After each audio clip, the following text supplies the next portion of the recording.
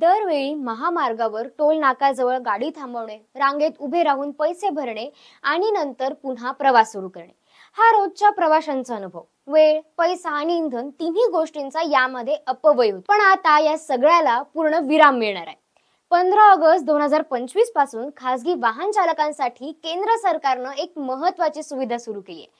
FASTag वार्षिक पासच्या नावाच्या या योजनेत वाहन चालकाला एकदाच 3,000 भरून संपूर्ण वर्षभरात 200 वेळा कोणत्याही राष्ट्रीय महामार्ग किंवा एक्सप्रेस वे वरून प्रवास करण्याची मुभा मिळणार आहे. हा पास 15 ऑगस्ट पासून विक्रीसाठी उपलब्ध झाला. गेल्या काही वर्षात महामार्ग प्रवास वाढला असला तरी टोल नाक्यांवर होणाऱ्या सततच्या देयकांमुळे प्रवाशांचा त्रास वाढला होता.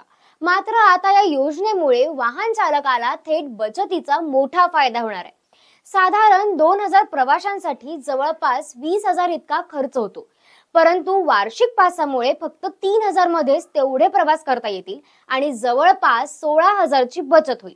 याशिवाय टोल नाक्यांवर वारंवार पैसे भरण्याची आवश्यकता संपल्यामुळे रांगा, वेळेचा अपव्यय आणि गोंधळ कमी होईल. परिणामी काय तर प्रवास अधिक जलद आणि सोयीस्कर बनेल. विशेषतः म्हणजे वारंवार प्रवास करणाऱ्यांसाठी ही योजना खूपच उपयुक्त आहे.